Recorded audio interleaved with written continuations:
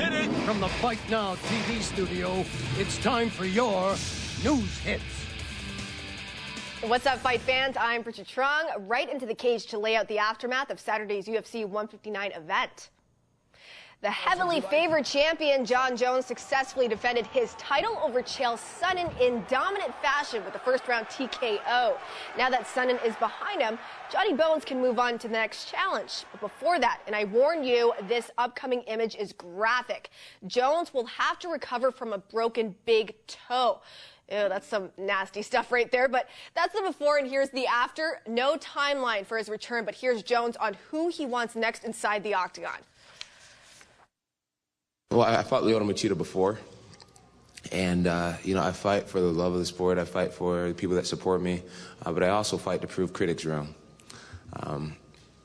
So, a lot of people believe that I've been successful because I appear to be larger than my opponents, and without Alexander Gustafsson, that would be no more. So fighting Alexander Gustafsson, a guy who's 6'6" or 6'5", pretty long arms himself, long legs. I think that would be a great thing, and that's who I would love to fight next. Now, while Jones looks to Gustafsson, fans want a super fight, namely Jones versus Anderson Silva. And Sonnen believes the two pound-for-pound kings of the sport need to get into the cage and figure out who's the best. These guys should be calling Dana right now, begging him to fight each other, and it's not going to go that way. You got these two guys, and they're great, but they're a couple of chickens. They should be calling each other out. They should grab the microphone and say, I want to fight that guy. I don't want the debate. I want to get this figured out. Dana, give me a date. Give me a time. Let me fight him. And it won't happen that way. Dana's going to have to call these guys, and then they're going to have to dangle a carrot. Then they're going to want to negotiate. We're in the fight business. If you don't want to fight, don't raise your hand. And shortly thereafter, UFC President Dana White revealed that the Spider called him to request a fight. White wouldn't reveal who Silva asked for, but the timing points to Johnny Bones Jones. Now, White says he's going to get cracking on Silva's request as soon as possible. The Spider is slated to defend his title against Chris Weidman at UFC 162 in July. Now, getting back to Sonnen, big question is, what does he do from here? Sonnen is coming off back-to-back title losses to Silva and Jones. Chael is stopping short of calling it a career at this time, but he does know his future will be with UFC in some capacity. As far as being done with the company, I love this company, but as far as getting in the ring, that comes to an end at some point. I am by no means saying that happened tonight. But at some point it comes to an end, and I will find something else for myself to do with the business.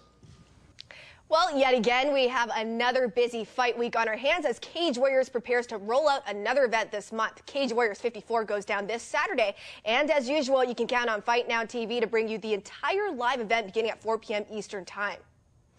Here is a look at the full fight card. In the headliner, Jesse Taylor and John Phillips battle it out for middleweight supremacy. And here's a glance at the preliminary bouts. Another great lineup overseas. Cage Warriors 54 goes down this Saturday from Wales. All right, over to the ring where Danny Garcia successfully defended his 140-pound titles in a war against Zab Judah. Judges scored the bout 115 to 112, 114 to 112, and 116 to 111 for the Philadelphia native. Judah made a huge push in the late rounds, but it was not enough, and Garcia moves his unblemished record to 26-0. It was a great fight. It was blood, sweat, and tears. That's what I bring to the fight. We both landed good shots, but I was prepared for a war. And, I'm just thankful I got the victory, and it's time to move on.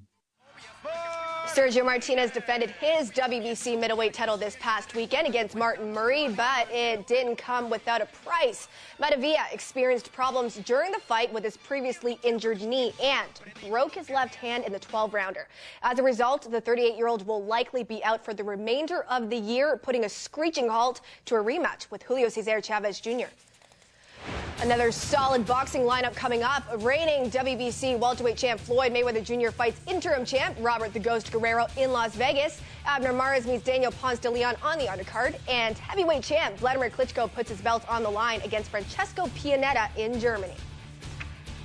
Well, that does it for this edition of News Hits. Hilia MMA is coming up next, as are every night a different fight feature. And don't forget, you can check us out online for all the latest news in combat sports. Thanks for watching.